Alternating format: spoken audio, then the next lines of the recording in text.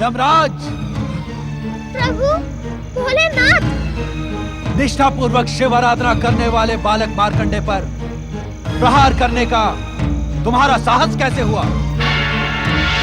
इस बालक ने शिवलिंग को हृदय से लगाकर हमारी शरण ली थी। शरणागत की रक्षा करना हमारा कर्तव्य है।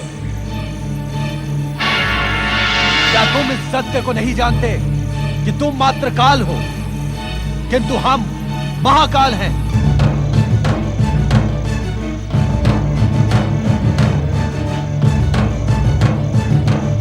हमारी निष्ठा और भक्ति की चरम सीमा पर पहुंचा ये बालक मार्कंडे शिव कृपा से अवध्य हो गया है।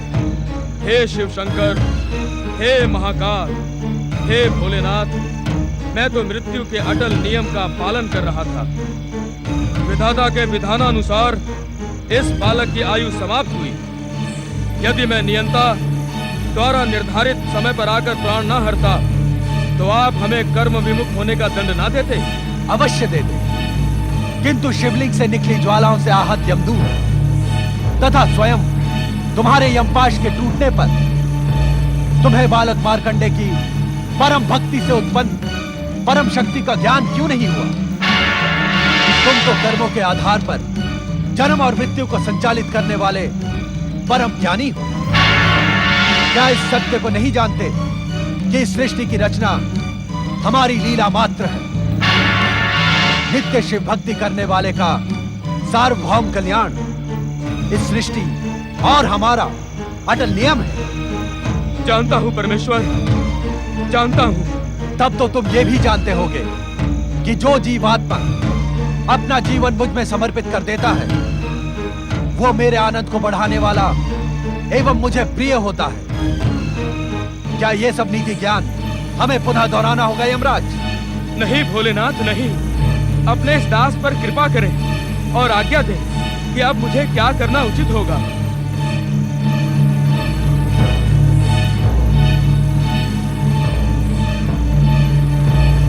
यमराज, मार्कंडे के माता पिता के पुण्य प्रभाव एवं जन्म से ही शिव निष्ठा के कारण अब यह बालक अल्पायु रहा ही नहीं। इसकी अल्पायु का अभिशाप समाप्त हो गया। किंतु विधाता के विधान के अनुसार इसकी अल्पायु स्पष्ट है भोलेनाथ। किंतु उसी विधान में यह भी स्पष्ट लिखा है कि अल्पायु पूर्ण होने पर आप इसके प्राण हरने आएंगे। उसी समय हम दोनों उपस्थित होकर न केवल इसके अभिशाप को समाप्त कर इसे दीर्घायु प्रदान करेंगे, अपितु इसे अमरता का वरदान भी देंगे। किंतु चित्रगुप्त के आलेख में आपके मृत्यु लेखाकार चित्रगुप्त ने मार्कंडे के अल्पायु होने का विवरण तो अपने पृष्ठों में लिख दिया, किंतु हम दोनों के आगमन की बात लिखना वो भूल गया। ये भूल अक्षम्य अपराध है यमदेव। अब मेरे लिए क्या आज्ञा है स्वामी? अब आप यमलोक लौट जाएं तथा वहां की व्यवस्था नियंत्रित करें। आपके आलेखों में त्रुटि सृष्टि के अनर्थ का कारण बन सकती है। हमें विश्वास है कि भविष्य में कभी आप कर्म विमुख नहीं होंगे। इस उद्दंडता के लिए मुझे क्षमा करें भोलेनाथ। भविष्य में ऐसा कभी नहीं होगा। प्रणाम भोलेनाथ। प्रणाम माता पार्वती। प्रणाम परम शिव भक्त मार्कंडे।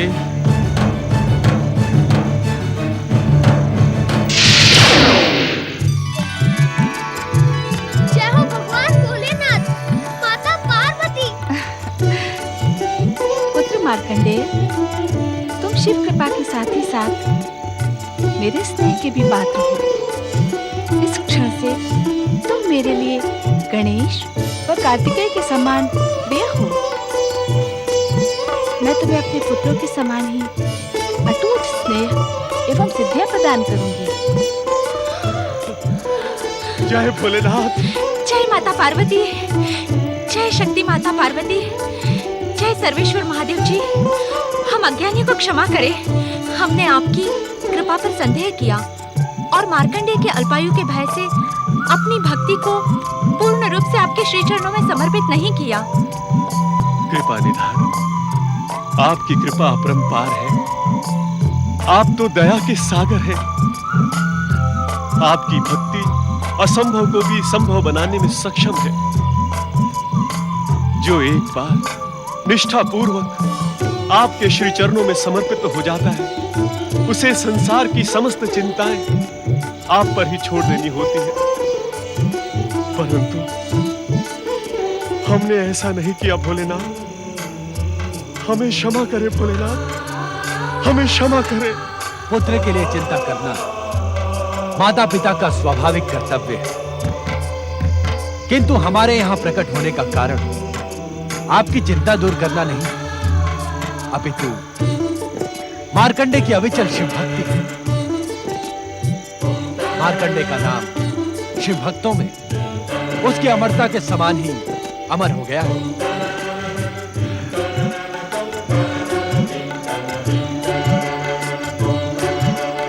पुत्र मार्कंडेय, तुम मेरी विशेष कृपा के अधिकारी बन गए हो।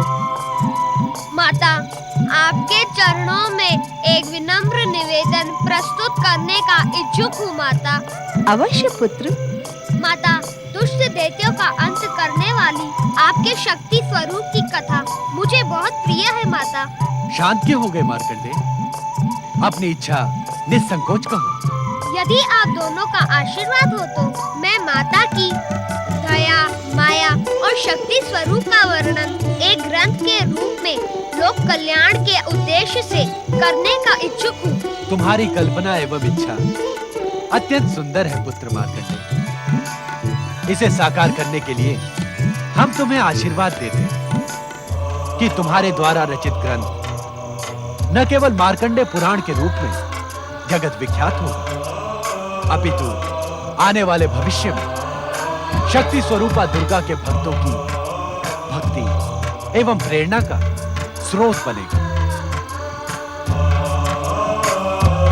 पुत्र मार्कंडेय, भविष्य में तुम्हारे द्वारा रचित मार्कंडेय पुराण का मनन, पाठन एवं श्रवण करने वाला व्यक्ति मेरी विशेष कृपा का अधिकारी एवं मेरा परम भक्त कहलाएगा।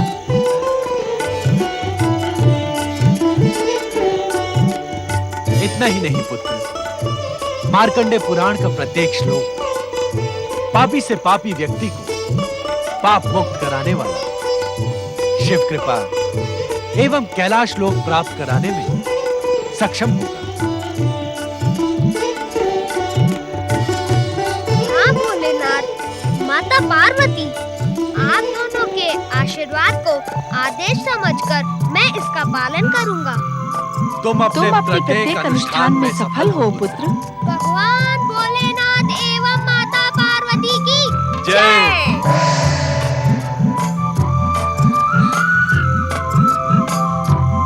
पुत्र मार्कंडे की जय। अमर मार्कंडेय का जय घोष शिव कृपा का परिणाम था। उन्हीं की कृपा से मार्कंडेय ने लोक कल्याण हेतु एक ग्रंथ की रचना की, जो मार्कंडेय पुराण अथवा दुर्गा सप्तशती के नाम से विश्व विख्यात हुआ। समय चक्र चलता गया और इसी चक्र ने कई नए प्रश्नों को जन्म दिया। शिव समाधि स्थल पर शिव समाधि अवस्था में विराजमान है। नंदी, भृंगी और शिव गणों के मध्य माता पार्वती शिव चरणों पर पुष्प अर्पित करती है, किंतु उनके मन में एक ऐसी जिज्ञासा है जिसका उत्तर मात्र त्रिकालदर्शी शिव शंकर को ही ज्ञात है। नमः शिवाय, ओम नमः शिवाय, ओम नमः शिवाय, ओम नमः शिवाय, ओम नमः शिवाय। पति परमेश्वराय नमो नमः। शक्ति स्वरूपा माता पार्वती की जय। कृपा निदान भगवान भोलेनाथ की जय।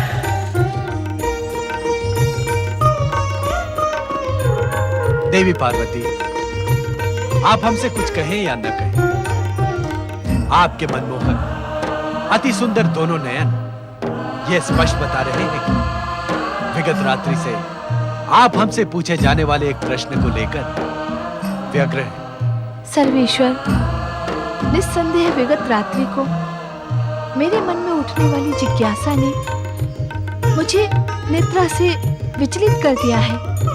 आपकी समस्या उचित तो है, किंतु समय उचित नहीं। अर्थात यह समय आपके प्रश्न का उत्तर देने के लिए उपयुक्त नहीं। ऐसा क्यों स्वामी? व्यग्रता और चिंता का निराकरण आवश्यक होता है, अन्यथा स्वास्थ्य पर प्रतिकूल प्रभाव पड़ता है। व्यग्रता तथा चिंता को आपने स्वयं आमंत्रित किया है देवी, अन्यथा हर प्रश्न का उत्तर तो आप स्वयं हैं। व्यग्रता एवं चिंता का जिस दिन अपने अस्तित्व से मोह समाप्त हो जाएगा, उस दिन वो आपके स्वास्थ्य पर प्रभाव डालने का प्रयास करेंगे। स्वामी, आप परिहास की भाषा का प्रयोग करके मुझे मेरी जिज्ञासा से विमुख कर रहे हैं। नहीं पार्वती, हम तुम्हें तुम्हारी जिज्ञासा से विमुख नहीं, अपितु संक्षिप्त में ये समझाने की इच्छुक है कि तुम्हारी जिज्ञासा का मार्ग बहुत कठिन है। जिसने परात परम ब्रह्म परमेश्वर शिव शंकर को अपनी साधना से प्राप्त किया हो, उसके लिए कठिन कुछ भी नहीं है स्वामी। किंतु ये इतना सहज नहीं है देवी। आपके लिए असहज हो भी क्या सकता है स्वामी? देवी, तुम अपनी जिज्ञासा में उस ब्रह्म ज्ञान को प्राप्त करने की इच्छुक हो, जिसे पाने के लिए बड़े बड़े ऋषि मुनि कई कई युगों तक तपस्या और साधना करते हैं, परंतु उनमें से किसी भाग्यशाली को ही ब्रह्म ज्ञान प्राप्त होता है। किंतु ये शिव की शिवा के साथ अन्याय तो नहीं होगा? अन्याय? हाँ स्वामी। देवी, तुम उस शिव पर आरोप लगा रही हो जो अपने अर्धनारीश्वर स्वरूप में ही सर्वाधिक गौरवान्वित हुआ है। आज तक यही सोचकर मैं संतुष्ट हो जाती थी स्वामी, किंतु आज वो भ्रम भी टूट गया। पार्वती, क्या आप ये बताने की कृपा करेंगे कि आपके गौरवान्वित अर्धनारीश्वर स्वरूप में मेरा स्थान क्या है? ये कैसा विचित्र प्रश्न पूछ रही हो तुम? जो स्थान शरीर में आत्मा का है, वही शिव में शक्ति का है। अर्धनारीश्वर रूप के पूर्णता का आधार तो तुम ही हो अर्धांगिनी। आपने अर्धनारीश्वर स्वरूप धारण क्यों किया था? तुम्हारे ही प्रश्न का उत्तर देने के लिए, संसार के पुरुष समाज को यह बताने के लिए कि नारी पुरुष की दासी नहीं, अपितु पूरक है, समकक्ष है। शिव ही नहीं, प्रत्येक पुरुष में नारी और प्रत्येक नारी में पुरुष का अंश समाया रहता है। अर्थात नारी पर अत्याचार अन्याय करके पुरुष स्वयं अपने पर ही अत्याचार करता है।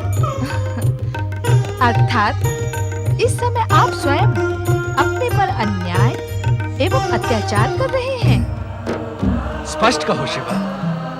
स्वामी, शिव की शिवा किसी ऋषि मुनि तपस्वी से कम है क्या? ये कैसा अन्याय है स्वामी कि अर्धनारीश्वर स्वरूप का पुरुष ब्रह्म ज्ञानी और नारी?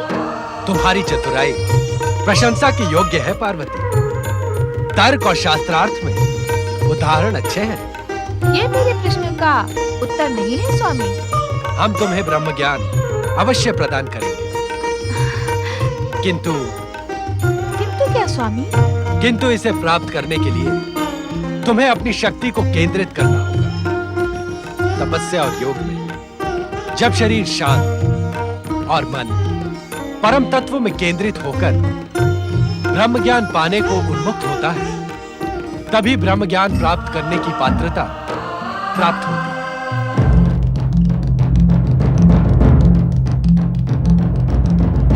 देवी, ऐसा प्रतीत होता है कि हमारा उत्तर सुनकर आप दुविधा में पड़ गई, इसीलिए आपने कोई तर्क प्रस्तुत नहीं किया। ओम नमः शिवाय। प्रणाम माता, प्रणाम भोलेनाथ। माता, क्या आपका ये सेवक आपकी खिन्नता का कारण जान सकता है? नारद, देवी पार्वती आज अकारण ही उदास हो गई है। अकारण? हाँ नारद, देवी पार्वती हमसे ब्रह्म ज्ञान पाने की इच्छुक थी, जिसके लिए इन्हें योग के माध्यम से तपस्या में लीन रहना होगा। इतना सुनकर ही ये उदास हो गए। नारायण नारायण। भोलेनाथ, कैसा विचित्र संयोग है। मैं भी आज आपसे ब्रह्म ज्ञान प्राप्त करने की आशा लेकर ही यहाँ उपस्थित हुआ हूँ। इस संयोग में विचित्रता के साथ ही साथ कई संकेत भी छिपे हैं नारद। भोलेनाथ, आपके कथन से तो ऐसा प्रतीत हो रहा है कि आप मुझे युगों पूर्व घटित उस घटना का स्मरण करवाने के इच्छुक है, जब मुझे ब्रह्मज्ञान का मिथ्याभिमान हो गया था, और तब आपने मुझे वानर मुखी बनाकर दंडित भी किया था। विश्वास करें भोलेनाथ, तब से अब तक मैं ब्रह्मज्ञान प्राप्त करने के लिए व्यग्र हूँ। आज वो अवसर आया है। माता के साथ साथ मुझे भी ब्रह्मज्ञान प्रदान कर कृत्य करें। नहीं नारद, पार्वती को तो हमने ब्रह्म ज्ञान प्राप्त करने का मार्ग बता दिया, किंतु तुम हमसे ब्रह्म ज्ञान प्राप्त करने के अधिकारी नहीं। आपसे ब्रह्मज्ञान प्राप्त करने का मुझे अधिकार नहीं? ऐसा क्यों भोलेनाथ? गुरु बिना ज्ञान नहीं नारद। अपने गुरु को छोड़कर जो व्यक्ति अन्य किसी से ज्ञान प्राप्त करने का इच्छुक होता है, वो अपने गुरु का अपमान तो करता ही, साथ ही अपने लिए ज्ञान प्राप्त करने की पात्रता भी खो देता। और इस सत्य को तुम भली भांति जानते हो नारद। ब्रह्म ज्ञान की प्राप्ति के लिए तुम अपने परम ज्ञानी गुरु बृहस्पति की शरण में जाओ। गुरु बृहस्पति?